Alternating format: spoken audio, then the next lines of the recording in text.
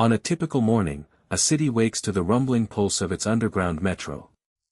Thousands of tons of steel and concrete, packed with human lives, rush beneath the bedrock, a constant tremor felt in the coffee cups of ground-floor cafes.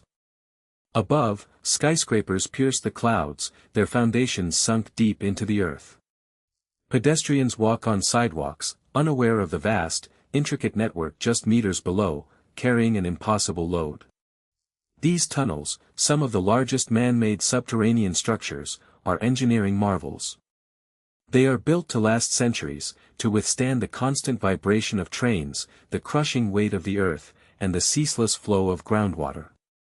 But there is a hidden cost, an invisible expenditure measured in billions of dollars, that most people never consider. This cost is not for the tracks, the trains, or even the stations. It is for something far more fundamental, something that ensures the very ground beneath your feet doesn't simply give way. The question is, why do underground metro tunnels need billions spent on nothing you can see? What unseen forces are engineers battling to keep cities standing, even as the earth is hollowed out below? We'll explore the deep engineering that protects the surface from the unseen dance of soil and water. When we consider digging a tunnel, our common sense intuition might tell us it's about shoring up the hole so it doesn't collapse. While that's true, it misses the far more complex and insidious problem, the ground itself. Picture a sponge, thoroughly soaked with water. Now imagine trying to dig a hole through it. The moment you remove material, the waterlogged sponge above and around it wants to settle, to fill the void. This isn't just about water, it's about the very structure of the soil, held in place by the pressure of the water within it. This phenomenon, known as soil settlement, is the engineer's true nemesis. Every millimeter of settlement above a tunnel can translate into significant stress on surface structures. Imagine a skyscraper's foundation, designed to distribute its colossal weight evenly across hundreds of square meters.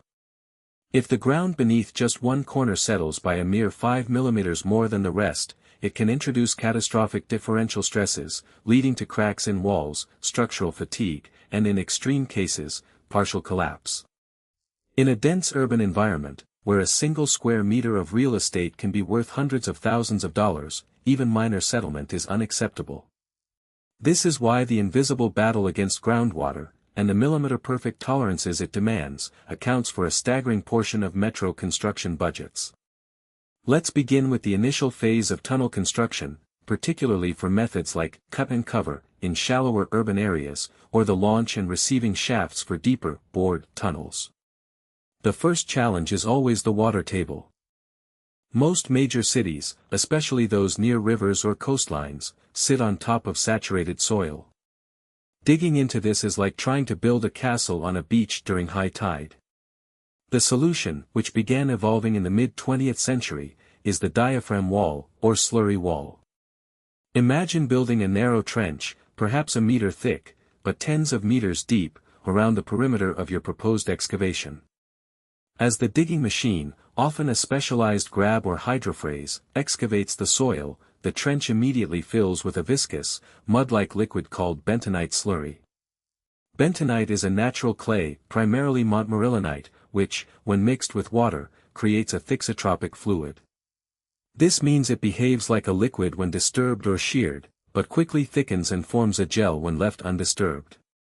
As the trench is excavated, the hydrostatic pressure of the dense bentonite slurry counteracts the inward pressure of the surrounding soil and groundwater, preventing the trench walls from collapsing.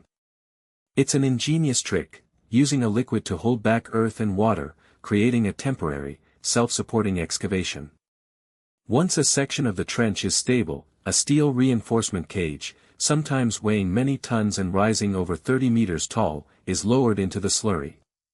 Finally, concrete is poured from the bottom up through a tremie pipe.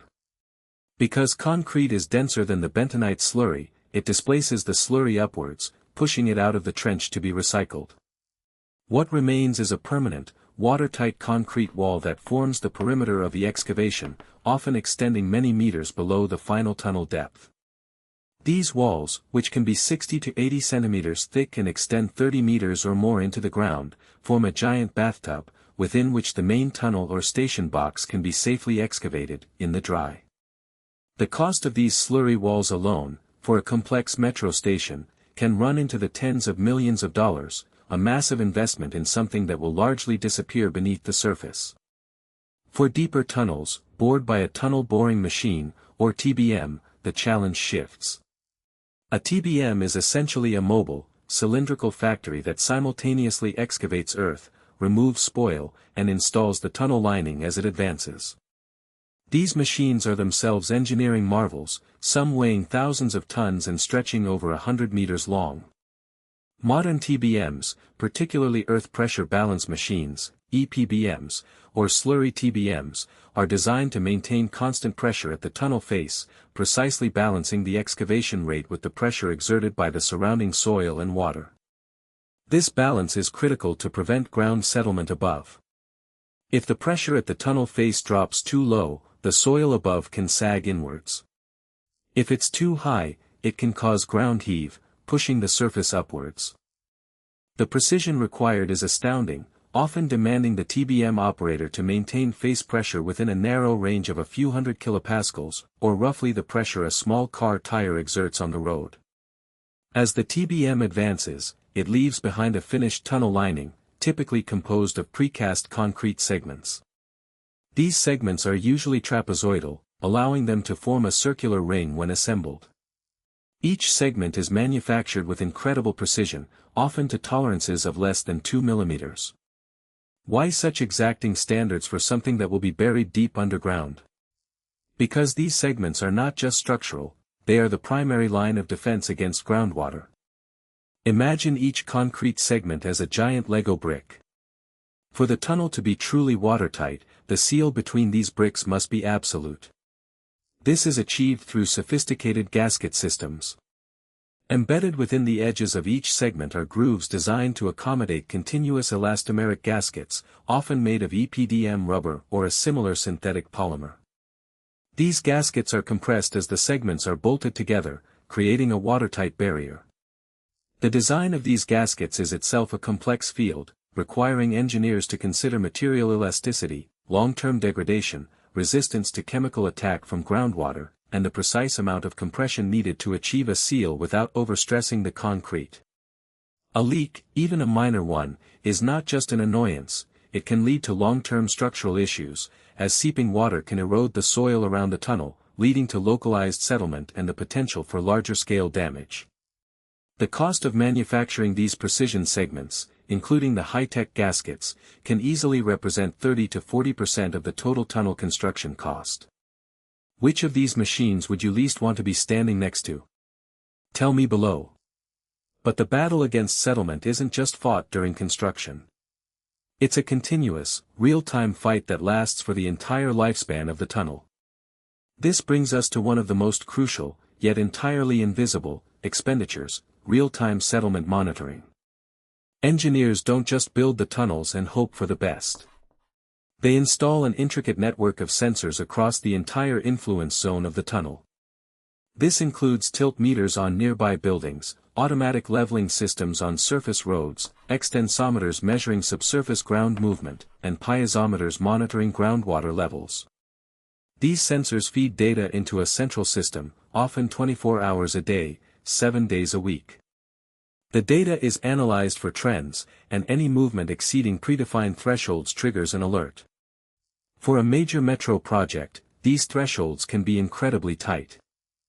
A building might be allowed a maximum differential settlement of 5 mm over its entire foundation, but engineers will often set alarm triggers for movements of 1 or 2 mm, allowing for early intervention. For a truly sensitive structure, like a historic building or a high-precision manufacturing plant, the allowed settlement might be even less. Everyone assumes that once a tunnel is built, the ground above it is static. Here is why the engineers do the exact opposite. Engineers know that the earth is constantly in motion, albeit imperceptibly. Groundwater levels fluctuate with rainfall and seasonal changes. Earthquakes, even distant ones, can induce minute stresses. Over decades, the subtle compression of soil under load, or the gradual loss of fines from the ground due to microseepage, can lead to cumulative settlement. Therefore, constant monitoring is not a luxury, it's a non-negotiable insurance policy against catastrophic long-term failure. If settlement is detected, engineers have several intervention strategies at their disposal. One common method is compensatory grouting. Imagine a tiny, targeted injection of cementitious grout or chemical resin into the soil directly beneath a subsiding area. The grout expands, filling voids and subtly lifting the ground back into its original position. This is a delicate operation, requiring precise control over injection pressure and volume, often guided by real-time monitoring of the surface. It's like performing microsurgery on the ground itself, adjusting the level by fractions of a millimeter. Another strategy might involve groundwater recharging, injecting water back into the aquifer to maintain pore pressure and prevent further settlement in sensitive areas. These interventions are complex, expensive, and require a dedicated team of geotechnical engineers and specialized contractors. The cost of a comprehensive monitoring system for a major metro line, including installation, data analysis, and personnel, can easily run into hundreds of millions of dollars over its operational lifespan. Consider the example of London's Crossrail project, one of Europe's largest infrastructure endeavors. Running beneath some of the most historically significant and densely packed urban areas in the world, Crossrail faced unprecedented challenges with ground movement.